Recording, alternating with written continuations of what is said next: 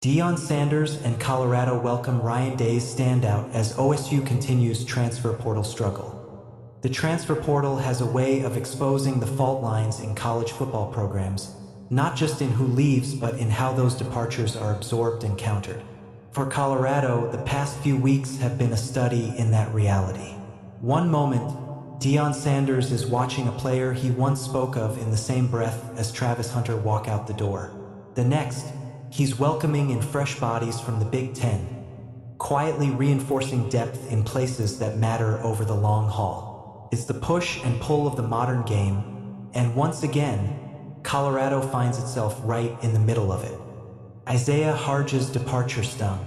Sanders had publicly embraced him as a potential two-way cornerstone, the type of versatile athlete that fits perfectly into the prime blueprint. Harge's decision to commit to Tennessee while on campus with Josh Heupel felt like another reminder that momentum in the portal can flip quickly. For a program still trying to stabilize after heavy offseason churn, it was a miss that carried symbolic weight. Yet Sanders has never coached with a rearview mirror. Almost immediately, the focus shifted from what Colorado lost to what it could still add. That pivot arrived in the form of Javon McFadden, a former Ohio State interior offensive lineman who entered the portal looking for opportunity. McFadden's path to Boulder is less about headlines and more about projection. A four-star recruit out of Upper Marlboro, Maryland, he arrived in Columbus with promise but found himself buried in a depth chart that rarely forgives patience. His lone appearance came in a lopsided win over Grambling State, where he logged just 15 snaps at right guard. With established starters returning and younger competition stacking up behind them, McFadden's window at Ohio State never truly opened. Colorado offers something different. It offers runway, it offers time, and perhaps most importantly, it offers a chance to grow without the immediate pressure of being a finished product. There's also an unmistakable layer of irony in the move.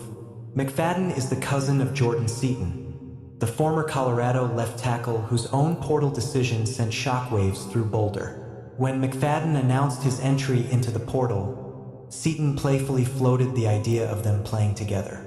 Instead, their paths crossed in opposite directions, one leaving as the other arrives.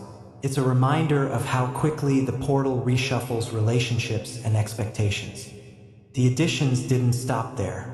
Colorado also secured former Indiana defensive back Ja Boyd, another Big Ten transfer who fits Sanders' long-standing preference for speed, versatility, and positional flexibility in the secondary. Boyd's resume isn't built on gaudy numbers. He played in 5 games for the Hoosiers last season, recording 8 tackles and forcing a fumble. What he brings is profile and potential, a lean, athletic defender who can contribute on special teams while developing into a larger role. At 5'11" and 173 pounds, Boyd aligns with the type of defensive back Sanders has targeted since arriving in Boulder, players who can run, tackle in space, and wear multiple hats within a defensive scheme. Together, McFadden and Boyd push Colorado's transfer additions into the 40s, an eye-popping number that underscores just how aggressively Sanders continues to reshape his roster. The Buffaloes remain firmly in the national top 25 of portal rankings, a testament not only to volume but to Sanders' willingness to keep adjusting until the mix feels right. This isn't about patchwork fixes anymore. It's about layering competition, creating internal pressure, and giving the staff as many options as possible when fall arrives. Across the country, the contrast in Columbus is hard to ignore. Ohio State's portal narrative has grown more complicated as departures continue to outpace arrivals at certain positions. Javon McFadden's exit is one piece of a broader defensive and developmental reset under RyanDay. The Buckeyes have lost multiple young defensive tackles from last year's class, including Trajan Odom, who committed to Arkansas after seeing limited action. Others have scattered to Miami, UCLA, and Virginia Tech, thinning a group that once looked like the foundation of the future. To Ohio State's credit, the response has been targeted rather than frantic. The additions of Alabama transfer James Smith and UCF's John Walker provide immediate experience and production inside. Smith, in particular, arrives with SEC-tested credibility after posting strong numbers in 2025. Alongside him, edge rusher Kwarusaw helps soften the blow of graduating starters. On paper, the Buckeyes remain deep and talented, but the churn speaks to a different challenge: managing expectations in a program where five-star ceilings don't always guarantee snaps. For Colorado, these moves reflect a different philosophy altogether. Sanders is less concerned with pedigree retention and more focused on fit, hunger, and opportunity. Losing a name like Harge hurts, but adding players like McFadden and Boyd speaks to a longer view, one that values development as much as immediate flash. The portal, in this sense, becomes less of a scoreboard and more of a chessboard. There is no single transaction that defines an offseason, especially not in January. What matters is the cumulative effect. Colorado continues to add pieces, quietly and steadily, even as attention shifts elsewhere.